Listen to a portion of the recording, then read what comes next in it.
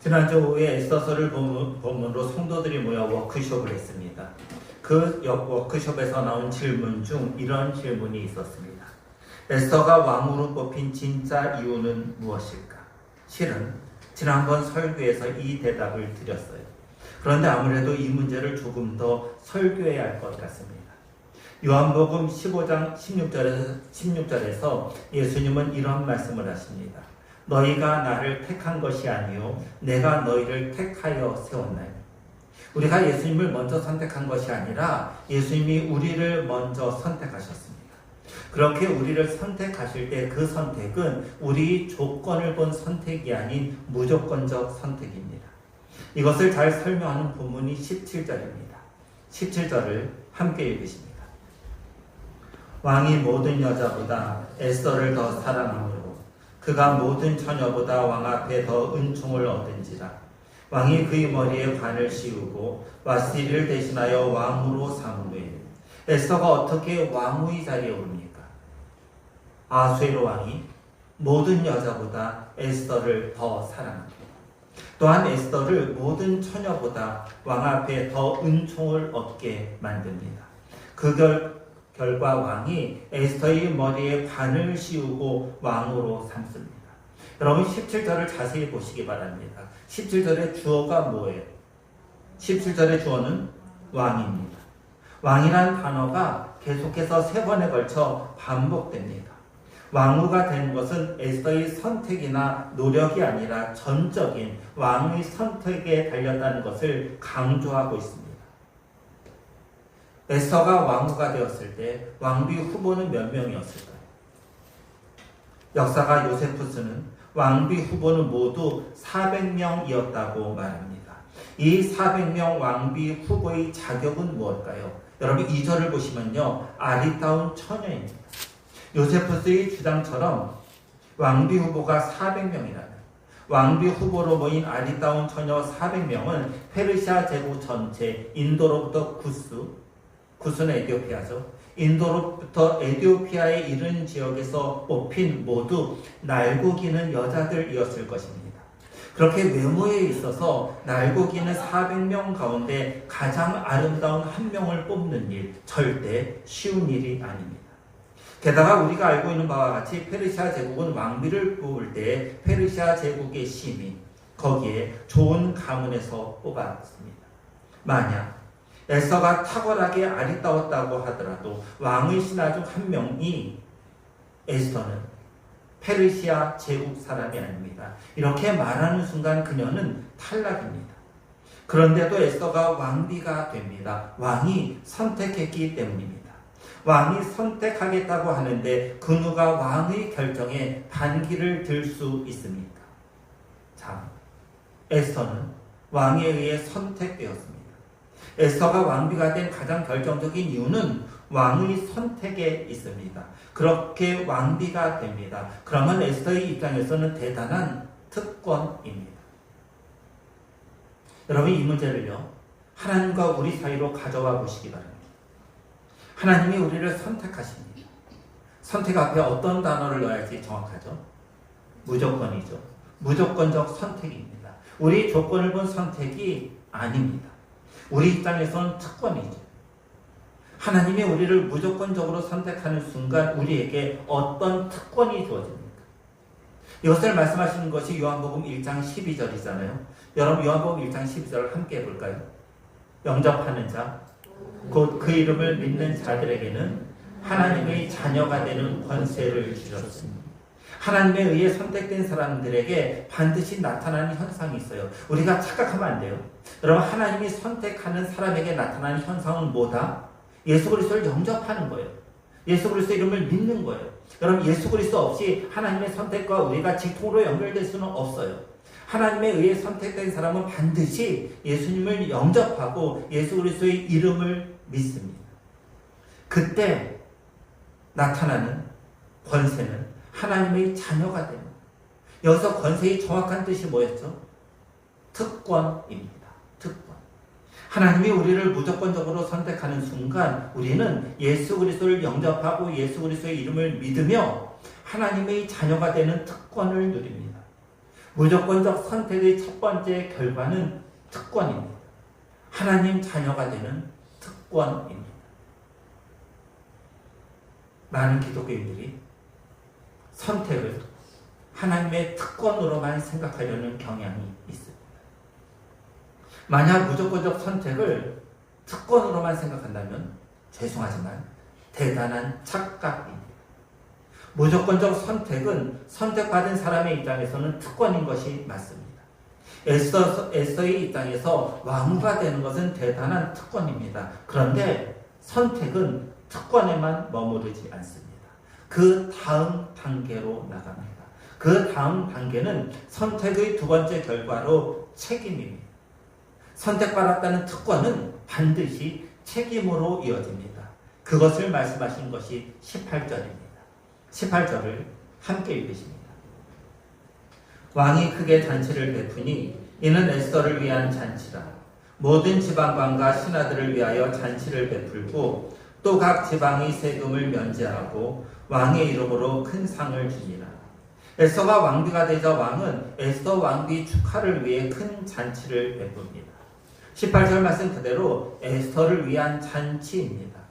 18절은 분명 왕비가 된 것을 축하하는 에스더를 위한 잔치라고 말씀하지만 이 잔치로 인해 실제적 혜택을 받는 사람은 따로 있습니다. 누구죠? 백성이에요. 백성들이 어떤 혜택을 받나요? 각 지방, 모든 지방이요. 모든 지방의 세금을 면제합니다. 여기서 세금에 해당하는 히브리어는 쉬다라는 의미에서 나왔습니다. 따라서 세금을 면제하고는 두 가지로 해석될 수 있어요. 첫 번째는 쉬다, 휴식을 주다입니다. 에스더가 왕비가 되는 날을 잔치날로 삼고 국가적인 공휴일로 지정하는 것입니다. 우리가요, 이 말씀을 별 감동 없이 받아들이기 쉽습니다. 우리는 지금 주 5일 근무제 시대를 살고 있습니다. 공휴일도 적지 않아요. 대체 공휴일도 있습니다. 지금의 관점이 아니라 2500년 전의 관점에서 본다면 하루를 쉰다는 것은 정말 커다란 혜택입니다. 그럼 역사를 좀 보시죠. 일요일이 공휴일이 된 것은 언제죠? 누구 때죠? 로마 황제 콘스탄틴 대제에 의해서입니다. 주후 321년이에요. 주 321년 이전에는 일요일이 공휴일이 아니었어요. 그럼 여러분 공휴일이 없어요? 휴일이 없어요? 월요일부터 일요일까지 일합니다. 이런 사람들에게 하루 쉰다는 것은 대단히 파격적 혜택입니다. 두 번째 해석은 말 그대로 세금의 면제입니다. 여러분 세금을 얼마나 내세요?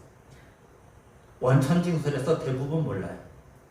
그러다가 내가 세금을 얼마 내는가 보는 순간 와, 이렇게 세금을 많이 내야 하고 놀랍니다. 그렇죠. 지금 우리가 내는 세율은요, 고대 사회에 비하면 세 발의 피입니다. 함무라비 왕을 아시죠? 함무라비 법전을 편찬한 왕입니다. 함무라비 왕은 농부들이 생산하는 것에서 필요 경비를 제외한 후 나머지에서 3분의 1 또는 2분의 1의 세금을 걷었다고 합니다.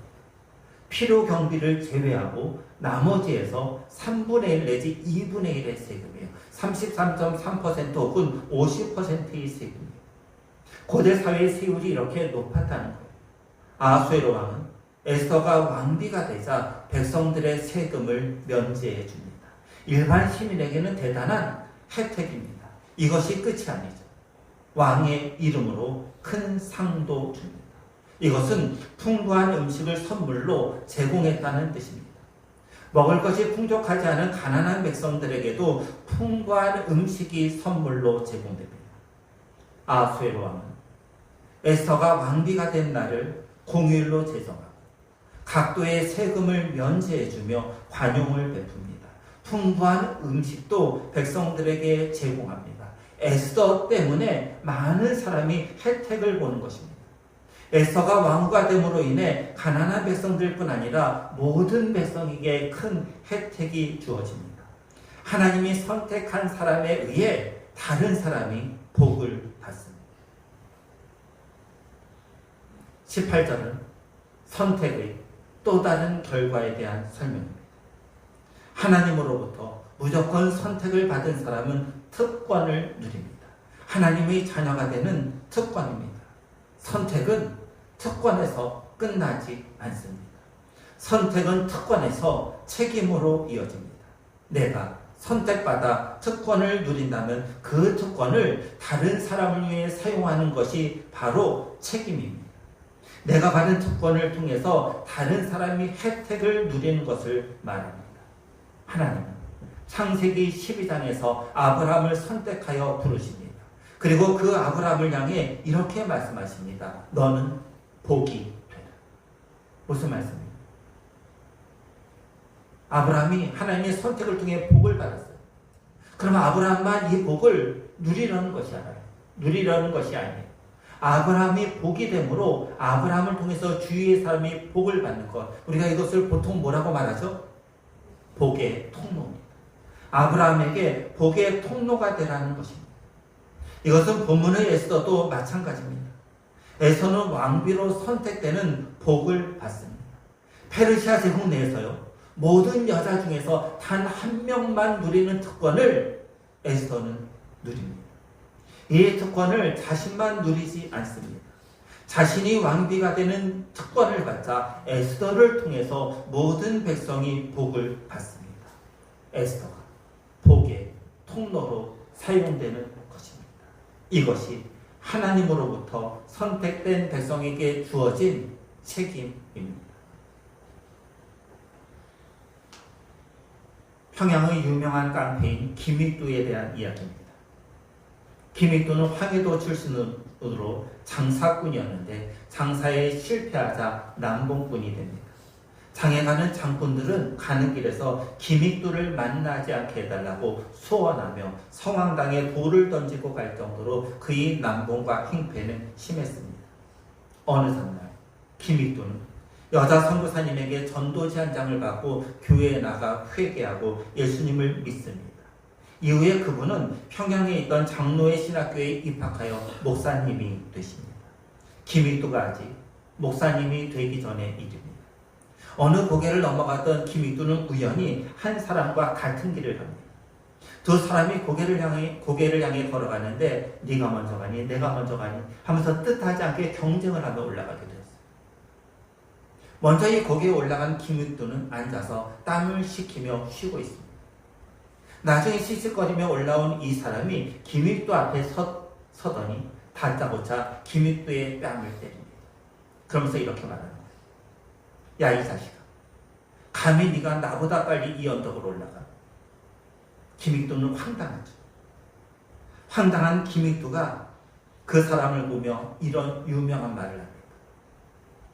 예수는 내가 믿었는데 복은 당신이 받았어. 내가 김익두요. 내가 김익두요. 이 말을 듣는 그 사람은 아마도 얼굴이 사색이 되었을 것입니다. 자신이 뺨을 때린 사람이 유명한 남봉꾼이자 깡패인 김익두였기 때문입니다. 여러분, 이 김익두의 이 말을 좀 생각해 보세요. 예수는 내가 믿었는데 복은 당신이 받았어.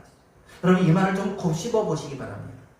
만약 김익두가 예수를 믿지 않은 상태였다면 김익두의 뺨을 때린 사람은 어떻게 되었을까요? 상상은 여러분에게 맡기겠습니다. 김익두는 예수님을 믿습니다. 예수님을 믿기에 뺨을 맞아도 참습니다. 자신이 만약에 예수님을 믿지 않았다면 자기 뺨을 때린 사람은 거의 죽음을 면치 못할 정도가 되었을 것입니다.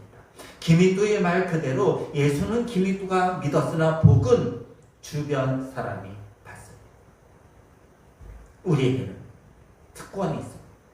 영접하는 자, 그 이름을 믿는 자인 우리는 하나님의 자녀가 되는 특권을 누립니다. 하나님이 무조건적으로 우리 모두를 선택하셨기에 우리는 예수 그리스도를 영접하며 예수 그리스도를 믿고 하나님의 자녀가 이미 된 특권을 누립니다. 우리에게 특권만 있는 것은 아닙니다. 우리에게 책임도 있습니다. 복의 통로가 되어 우리 주변에 있는 모든 사람들이 우리를 통해 복을 받는 것입니다. 선택받은 에스더로 인해 모든 백성들이 복을 받는 것처럼 선택받은 우리를 통해 우리 주위 사람들이 복을 받아야 합니다. 예수는 내가 믿고 복은 당신이 받아소라는 김익도의 고백처럼 예수는 우리가 믿으나 복은 우리 주위 사람이 받아야 합니다. 사랑하는 성도 여러분, 우리 모두는 이미 선택받았습니다. 그 선택에 감사하시기 바랍니다. 하나님의 자녀의 특권을 누리는 것에 감사하시기 바랍니다. 여기에 머무르지 말고 선택받은 우리를 통해 내 주변의 사람들이 복을 받도록 복의 통로가 되는 책임감도 감당하시기 바랍니다. 19절 이하의 말씀은 모르드게가 에스더서의 전면에 등장하는 내용입니다. 에스더를 딸처럼 양육한 사람이 모르드게죠. 에스더를 페르시아 제국의 왕비 자리에 오르도록 뒤에서 묵묵히 일하던 사람이 모르드게입니다. 이제 그 모르드게가 본격적으로 에스더서에 등장합니다. 모르드게가 어떻게 본격적으로 에스더서에 등장하는가? 왕이 암살 계획을 고발하는 내용으로 등장합니다. 21절 이하를 보면요, 모르드게는 문을 지키던 왕의 넷이 빅단과 데레스 두 사람이 아수에로 왕을 암살하려는 음모를 알았습니다. 문을 지키던 왕의 넷이, 여기서 문은 왕의 침소와 가까운 문을 말합니다. 따라서 문을 지키던 왕의 내시는 왕이 잠잘 때 왕을 지키던 내시를 말합니다. 이들은 누구보다도 왕과 가까이 할 수 있는 사람입니다. 동시에 왕이 잠잘 때 왕을 지켜야 하기에 왕의 입장에서는 누구보다도 신뢰하는 이들입니다. 이들이 왕을 죽이려 합니다. 왕이 자는 동안에 이들이 왕을 죽이면 아수에로 왕은 꼼짝없이 죽을 수밖에 없습니다. 이 일을 모르드게가 미리 알고 에스더를 통해 알립니다. 왕의 암살 계획을 안 에스더는 모르드게의 이름으로 왕에게 구합니다. 이제 23절을 보시기 바랍니다. 함께 읽으십니다. 조사하여 실증을 얻었으므로 두 사람을 나무에 달고 그 일을 왕 앞에서 궁중일기에 기록하니라. 왕이 암살 계획을 보고받자 조사하고 암살에 대한 증거가 발견되자 암살을 모의한 두 사람이 나무에 달고 이 일을 궁중일기에 기록합니다. 궁중일기는요, 문자적으로 말하면 날마다의 행사를 기록하는 책입니다. 궁에서 날마다 일어나는 모든 일들을 기록하는 책이 궁중일기입니다. 지난번에 언급한 역사가 헤로도토스가 있죠. 헤로도토스는 아수에로 왕이 자기에게 도움이 된 지휘관들의 이름을 왕의 은인들 명부에 기록하고 또 그들을 포상하기 위해 그 이름을 일기책에 써두라고 서기관들에게 명령했다고 합니다. 궁중일기의 이름이 기록된 것은 모르드게의 공로가 공식적으로 입증되었다는 증거입니다. 그런데 정말 특이한 것은 모르드게에게 아무런 상이 주어지지 않았다는 점입니다. 에스더서 전체를 이미 읽은 우리들은 이 사건이 나중에 유대인을 구원하는 데 결정적인 역할을 한다는 것을 알고 있습니다. 역사가 헤로도토스의 기록 하나를 더 말합니다. 헤로도토스에 의하면 페르시아의 왕들은 공을 세운 사람들을 보상하는 일에 부지런했고 관대했다고 합니다. 실제로 그런 명단이 기록된 문서도 남아있습니다. 그런데 모르드게의 경우 그냥 지나쳐 버렸다는 것은 거의 있을 수 없는 일입니다. 기록은 했는데 왕의 생명을 구했어요. 기록은 했는데 왜 아무런 상이 모르드게에게 주어지지 않았을까요? 다른 일이 아니에요. 왕에게 도움이 되는 정도의 일이 아니라 왕의 생명을 구한 일입니다. 모르드게가 아니었다면 왕은 잠을 자다가 암살당했을 것입니다. 모르드게가 아니었다면 정말 신뢰하게 내가 잘 때 나를 지켜줘 라고 부탁했던 그들에 의해 왕은 죽임을 당했을 것입니다. 그런데도 모르드게는 상을 받지 못합니다. 이것이 우연일까요? 에스더서를 읽다 보면요, 우연히 일어난 일처럼 보이는 일들이 너무 많습니다. 정말 우연일까요? 왕의 생명을 구했는데 상을 받지 않은 것을 어떻게 설명할 수 있을까요? 우연이 반복되면 필연입니다. 이것은 우연이 아니라 하나님의 필연입니다. 저희 친구인 목사님 이야기입니다. 오래전 그 친구가 미국에서 유학 중 박사과정을 지원하면서 기도 부탁을 해왔습니다. 자신이 정말 공부하고 싶은 학교가 있어요. 그 학교에 박사과정을 지원하겠다는 것입니다. 당연하죠. 그런데 그 학교 그 전공은 수년간 남자를 박사과정에서 뽑지 않았습니다. 이유가 있습니다. 그 학교 그 전공에서 아주 큰 영향력을 발휘하는 교수님이 계신데 여자예요. 이 여자 교수님은 남자를 좋아하지 않아요. 여자를 좋아해요. 일종의 페미니스트적인 관점을 가지신 분이에요. 그래서 몇 년간 계속해서 박사과정 학생을 뽑을 때마다 여자를 뽑았다는 것입니다. 그래서 특별한 기도 부탁을 요청한 거예요. 여러분들께 질문 하나 할까요? 이 친구가 박사과정에 뽑혔을까요? 뽑히지 않았을까요? 제가 웃고 있잖아요. 웃으면서 질문하잖아요. 이 친구는 박사과정에 뽑혔습니다. 어떻게 뽑혔을까요? 박사과정 지원한 학생들 다 모아놓고 박사과정을 뽑는 회의가 열렸어요. 교수님들 모였어요. 그런데 이 과에 막대한 영향력을 발휘하는 그 여교수님은 그날 해외 출장 중이었습니다. 여러분, 왜 박사과정 학생을 뽑는 날 그분은 하필 출장을 가셨을까요? 이것이 우연일까요? 여러분, 정말 이것이 우연이라면 왜 하나님에 의해 선택된 우리들에게는 이런 우연이 수없이 반복될까요? 지금까지 설교 들었던 에스더서 1장과 2장을 다시 생각해 보시기 바랍니다. 에스더서는 총 10장이 10개 장으로 되어 있어요. 이제 고작 1장과 2장 2개의 장을 마쳤음에도 이 안에는 많은 우연이 있습니다. 에스더를 왕비로 세우기 위한 우연입니다. 동시에 유대인들이 대적으로부터 죽임을 당하지 않도록 구원받기 위한 우연이기도 합니다.